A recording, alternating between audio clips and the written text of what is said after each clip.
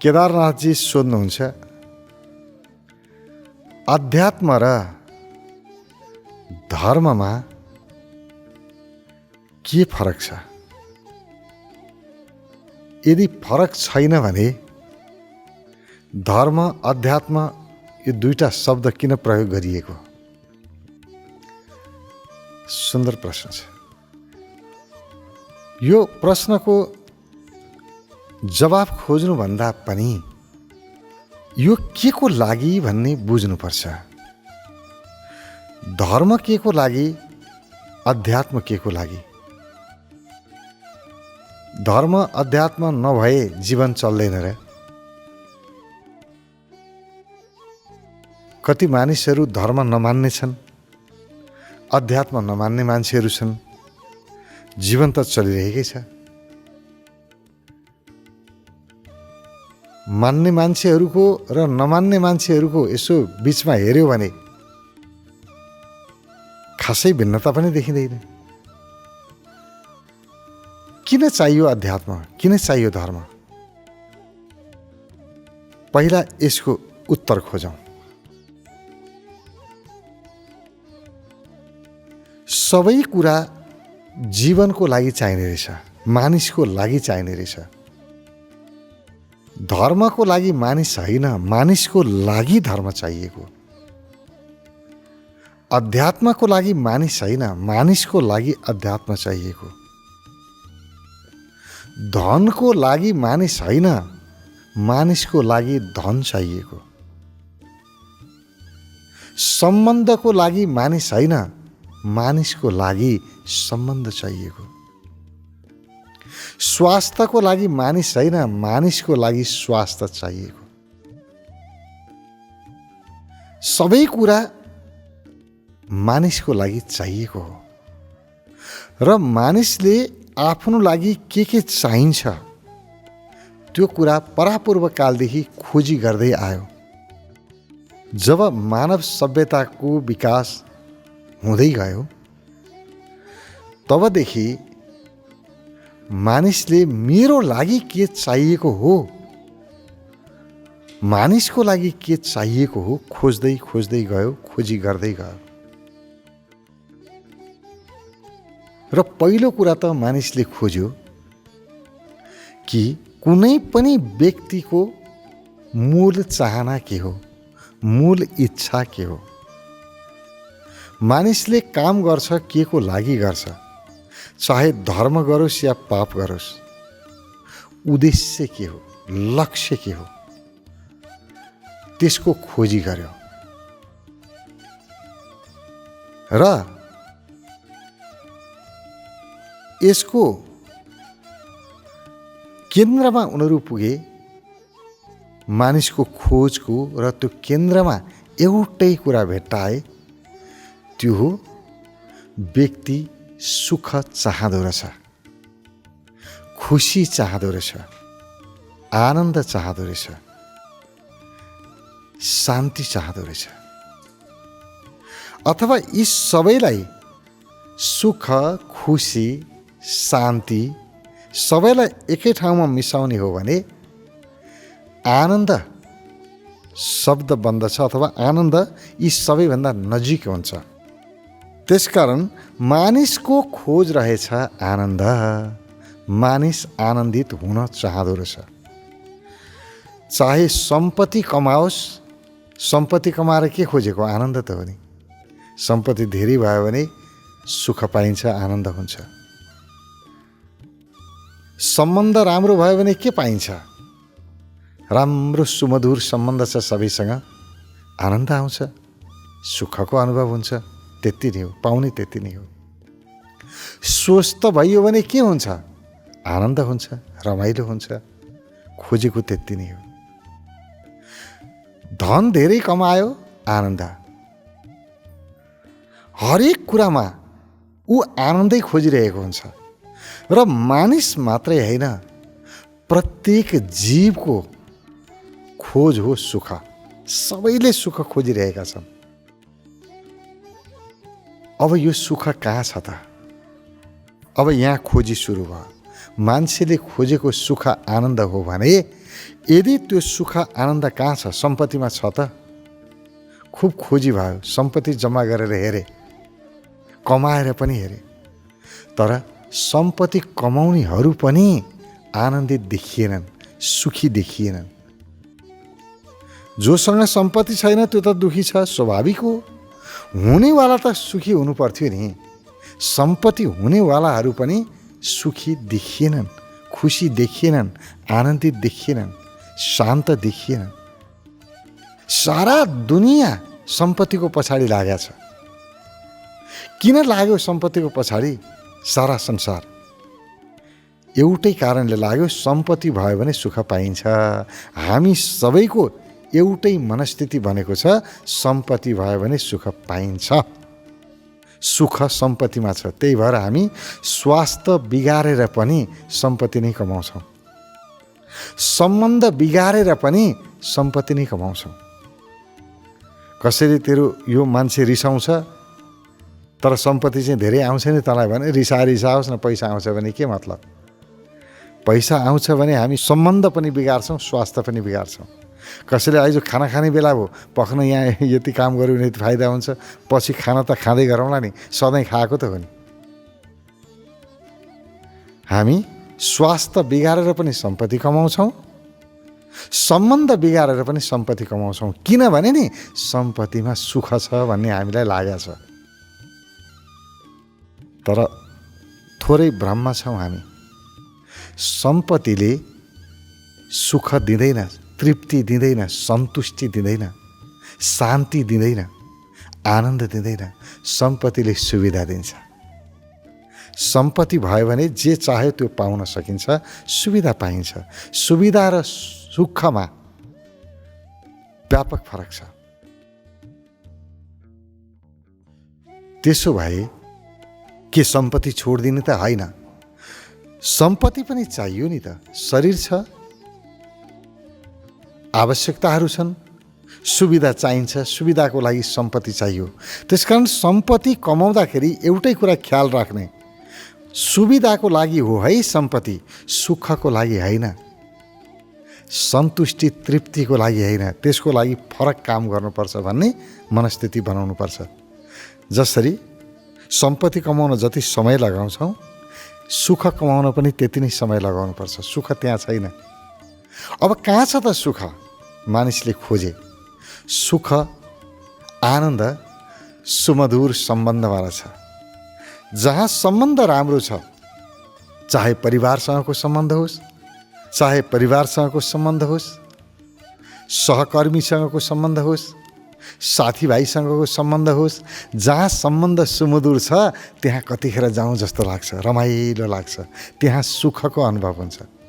आफूलाई माया गर्ने मानिसहरू छन्, आफूले माया गर्ने मानिसहरू छन्, त्यहाँ जाँदा क्या मजा आउँछ, खुब रमाइलो हुन्छ, कतिखेर जाउँ जस्तो हुन्छ। यो सम्बन्धमा सुख रहेछ, यो बुझ्यो। अब यहाँ पनि सुख त रहेछ, तर क्षणिक रहेछ, अस्थायी रहेछ। किनभने सम्बन्ध सधैँ एकनासको हुँदो रहन्छ। आज माया गर्नेहरू भोलि घृणा गर्न थाल्दो रहेछन्। परिस्थिति सँगसँगै मानिसहरूको मनस्थिति पनि परिवर्तन हुँदो रहेछ। अथवा सधैँ माया गर्ने मानिस भयो, सम्बन्ध राम्रै थियो भने पनि समय बलवान रहेछ। समयले कसलाई अगाडि कसलाई पछाडि भन्न सकिँदो रहन्छ। मृत्युले छुटाइदिन्छ फेरि। र मृत्युले सम्बन्ध टुटायो। नजिकको सम्बन्ध हुँदा जति आनन्द आएको थियो त्यति नै बढी पीडा हुन्छ। जति राम्रो सम्बन्ध छुट्दाखेरि, वियोग हुँदाखेरि त्यति नै गहिरो पीडा। भनेपछि यो सुख त हो, प्रेमको, सद्भावना, सदाचार, सहकार्य, यहाँ सुख आउँछ, तर क्षणिक। यो जीवनभरि नचल्दो रहेछ, सधैँ नहुन पनि सक्दो रहेछ। अब त्यसो भए स्थायी सुख कहाँ छ त? जता हेऱ्यो विषयहरू समात्यो, एउटा विषयले एकछिन त सुख दिन्छ, एकछिनपछि दिँदैन। स्थायी सुख कहाँ छ, यसको खोजी हुन थाल्यो। यसको खोजेको क्रममा दुईटा कुरा पत्ता लाग्यो, एउटा दुःखको क्षेत्र, अर्को सुखको क्षेत्र। एउटा काम जुन काम गर्दाखेरि अहिले सुखको अनुभव भए पनि दीर्घकालमा यसले दुःख ल्याउँछ, दीर्घकालीन अहित हुन्छ, त्यो क्षेत्रलाई पापको क्षेत्र भनियो। अनि अहिले दुःख भए पनि जसले भोलि सुख लिएर आउँछ, लामो समयको लागि सुख दिन्छ, त्यस्ता विषयलाई चाहिँ पुण्य भनियो अथवा धार्मिक क्षेत्र भनियो। यहाँबाट धर्म सुरु हुन्छ। दुईटा क्षेत्र, एउटा पापको क्षेत्र, अर्को धर्मको क्षेत्र। धर्म भनेको लामो समयसम्म सुख दिइरहने क्षेत्र, जसले आनन्द दिइरहन्छ। पाप भनेको लामो समयसम्म जसले पीडा दिइरहन्छ, दुःख दिइरहन्छ। त्यति हो, दुईटा क्षेत्र छानियो। जस्तो उदाहरणको लागि मद्यपान गर्नु अथवा लागु पदार्थको प्रयोग गर्नुलाई पाप मानियो। किन पाप मानियो भन्दाखेरि लागु पदार्थ सुरुमा प्रयोग गर्यो, आनन्द आउँछ एकैछिन, नसा रहुन्जेलसम्म, त्यसको असर रहुन्जेलसम्म त आनन्द आयो, तर त्यसले यति बिगारिदिन्छ शरीर कि लामो समयसम्म त्यसको पीडा भोगिरहनुपर्छ, त्यसको असर परिरहन्छ, भोलि रोगी भइन्छ, दीर्घ रोगी बनाइदिन्छ त्यसले। त्यस्ता विषयलाई पाप भनियो। र यसलाई पाप र धर्मको व्याख्या गर्दाखेरि दुईटा शब्द बढी प्रचलित रह्यो। एउटा परहित, सेवा ही परमो धर्म। सेवा गर्नु, अरूको हितमा काम गर्नु नै धर्म हो। सेवा ही परमो धर्म, परोपकार पुण्याय। अरूको परोपकार गर्नु, अरूको सेवा गर्नु धर्म भनियो। किनभने अरूको परोपकार गर्ने, अरूको सेवा गर्ने व्यक्तिले जति सेवा गरेको छ त्यति मात्रामा त उसले दीर्घकालीन सुख पायो। किनभने जसको मैले सेवा गरेको छु, जसको परोपकार गरेको छु, त्यो व्यक्तिले घटीमा पनि त्यो व्यक्तिले कहिल्यै जीवनमा अहित, मेरो अहित गर्न सक्दैन। सदा सदा मेरो हित गर्छ। मैले जीवनभरिको लागि हितैषी जन्माएँ, हितैषी कमाएँ। अब यसले मलाई जीवनभरि उसले सुख दिन्छ, त्यहाँबाट मलाई दुःख आउँदैन। परोपकार गर्ने व्यक्तिहरू, अरूको लागि काम गर्ने व्यक्तिहरू कहिल्यै दुखी हुँदैनन्, किनभने उनीहरूले सुखको कमाइ गरे, त्यसलाई पुण्य भनियो। अनि अर्को के भनियो? पाप, पापाय परपीडनम भनियो। अरूलाई पीडा दिनु, अरूलाई दुःख दिनु पाप हो भनियो। मैले अरूलाई दुःख दिएँ भने अहिले म बलियो छु, मैले अरूलाई दुःख दिन सक्छु। म सधैँ बलियो रहन सक्दिनँ, कुनै दिन प्रकृतिले मलाई कमजोर बनाइदिन्छ। ऊ बलियो भयो भने अब उसले मलाई छोड्छ र उसले पनि मलाई दुःख दिन्छ। भनेको मतलब कसैलाई दुःख दिनु भनेको मैले दुःखको बिरुवा रोप्नु हो, दुःख लगानी गर्नु हो। अब दुःख लगानी गरेपछि त दुःखै आउँछ। खोजेको जीवनमा सुख, तर गल्ती भयो। पर पीडा, अरूलाई दुःख दिने बित्तिकै सुख कहिल्यै आउँदो रहन्छ। अरूलाई दुःख दियो भने दुःख आउँदो रहेछ, अरूलाई सुख दियो भने सुख आउँदो रहेछ। यहाँबाट धर्म र पाप सुरु भयो। धर्म भनेको अरूलाई सुख दिनु, त्यहाँबाट आफूले सुख प्राप्त गर्न सकिन्छ। पाप भनेको अरूलाई दुःख दिनु, अन्तिममा अरूले पनि दुःख दिन्छन्, अब दुःख पाइयो। यति रहेछ पाप र धर्म। अहिलेसम्मको परिभाषा यति नै हो, पाप धर्म। र अर्को धर्म भने के हो भने नि, जुन जुन विषयको अथवा जस्तो जस्तो काम गर्दाखेरि दीर्घकालीन सुख प्राप्त हुन्छ, ती सबै धार्मिक कार्य भए, पुण्य दिने कार्य भए। जे काम गर्दाखेरि दुःख बढी आउँछ, सुखभन्दा बढी दुःखै मात्रै आउँछ, दीर्घकालीन रूपमा दुःख दिन्छन्, त्यस्ता विषयहरू पाप भए। जस्तो चोरी गर्नु पाप, अरूलाई दुःख दिने भने चोरी गर्नु पाप, अपशब्द बोल्नु पाप, गाली गर्नु पाप, कसैलाई ठग्नु पाप, कसैको लुटेर खानु पाप, यी पाप भए। यसले कहिल्यै सुख दिँदैन, किनभने अरूलाई दुःख दिएपछि त्यहाँबाट त दुःख आइहाल्छ। अरूलाई दुःख दिने जति विषय सबै पाप भए। अनि जस्तो पूजा गर्नु धर्म, प्रार्थना गर्नु धर्म। अब पूजा गरेर कसको नोक्सान हुन्छ? मैले पूजा गरेर कोही खुसी होला नहोला आफ्नो ठाउँमा छ। मैले जुन भगवानको पूजा गरेँ, भगवान खुसी हुन्छन् हुँदैनन् थाहा छैन, तर मैले पूजा गर्दाखेरि कमसेकम म खुसी हुन्छु। र मैले पूजा गरेर कसैको अहित हुँदैन। हित होला नहोला आफ्नो ठाउँमा छ, अहित कसैको हुँदैन। मैले प्रार्थना गरेँ, प्रार्थना गर्दाखेरि कसैको अहित हुन्छ र? मेरो मन प्रेमल हुन्छ। जति मेरो मन प्रेमल हुँदै जान्छ त्यति म आनन्दको अनुभव गर्दै जान्छु। त्यसकारण पूजा गर्नु, प्रार्थना गर्नुलाई पनि धर्म भनियो। परोपकार मात्रै भएन, पूजा, प्रार्थना, जप, मन्त्र, पाठ इत्यादि यो पनि धर्ममै रह्यो। धर्मको अर्थ हुन्छ धारणा। जसले सुख दिन्छ त्यस्ता विषयहरूलाई धारण गरेर त्यसलाई प्रयोग गर्नु धर्म। दुःख दिने विषयहरूलाई धारण गरेर त्यसको प्रयोग गर्नु अधर्म। यति हो। सुख दिने विषयलाई प्रयोग गर्नु, अभ्यास गर्नु धर्म, दुःख दिने विषयलाई प्रयोग गर्नु, अभ्यास गर्नु अधर्म। एउटा मान्छे भट्टी जान्छ, एउटा मन्दिर जान्छ, दुईटैको उद्देश्य एउटै हो, लक्ष्य एउटै हो। भट्टी जानेको उद्देश्य पनि सुख पाउनु हो। ऊ पनि भट्टी गएर अलिकति खान पाइयो भने वाह क्या मजा आउँछ। ऊ पनि आनन्दको लागि भट्टी गइरहेको छ, सुख पाउनलाई।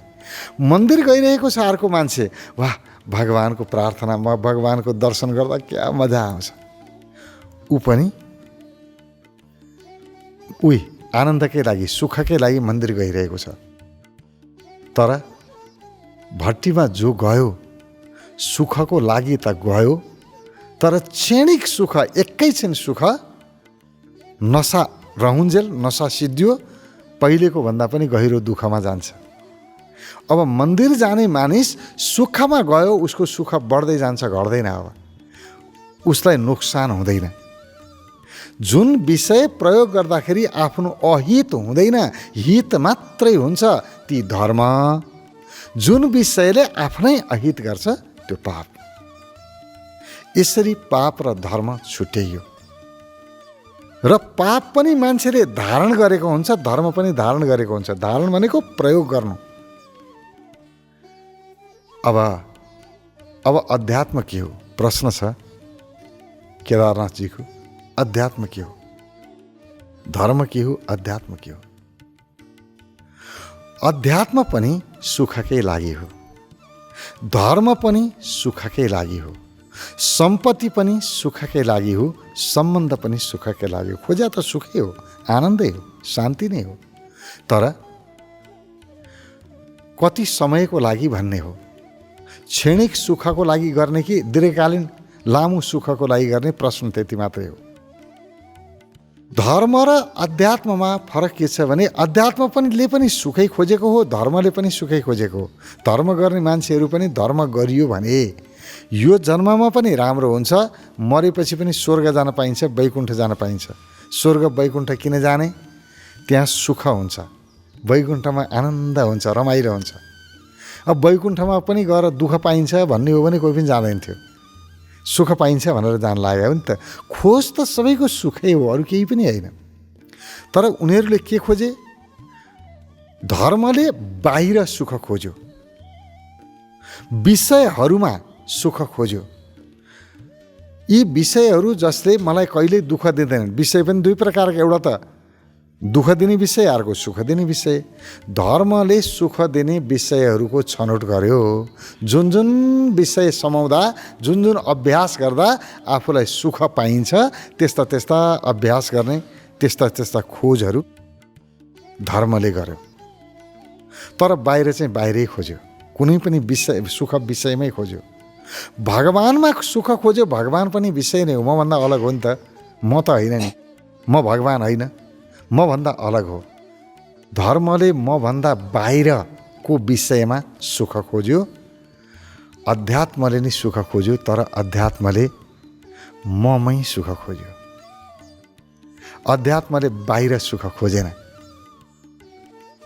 अध्यात्म भन्छ म छु, त्यसकारण म सुखी छु। सुख ममा छ। सुख बाहिरबाट कमाउने होइन, सुखी हुने हो। सुखको, शान्तिको, खुसीको, आनन्दको, स्वास्थ्यको सम्पूर्ण सम्भावना म भित्र छ। त्यो सम्भावनालाई प्रकट गराऊ। म आफूबाट उत्पन्न गरौँ आनन्द, र मबाट आनन्द उत्पन्न भयो भने नि म जहाँ हुन्छु त्यही आनन्द आउँछ। म अहिले जिउँदो छु, म छु, आनन्द। मरेपछि म भइन भने, मै छैन भने आनन्द के काम? म छैन भने त के पनि चाहिएन। मरेपछि पनि मेरो अस्तित्व हुन्छ, म छु भने म जहाँ छु त्यही आनन्द हुन्छ। यो जन्मको लागि मात्रै होइन, जन्म जन्मको लागि सुख कमाऊ, आनन्दित हौँ। दुई शब्दमा धर्म के हो, अध्यात्म के हो भनेर सोध्ने हो भने, अरूबाट सुखको प्राप्ति अथवा अरूबाट सुख पाइन्छ भन्ने आशमा अभ्यास गर्नु धर्म, आफैबाट सुख प्राप्त हुन्छ भन्ने अभ्यास गर्नु अध्यात्म। त्यसकारण अध्यात्म र धर्ममा आकाश जमिनको फरक छ। अरूबाट सुख खोज्नु धर्म, आफैबाट सुख खोज्नु अध्यात्म।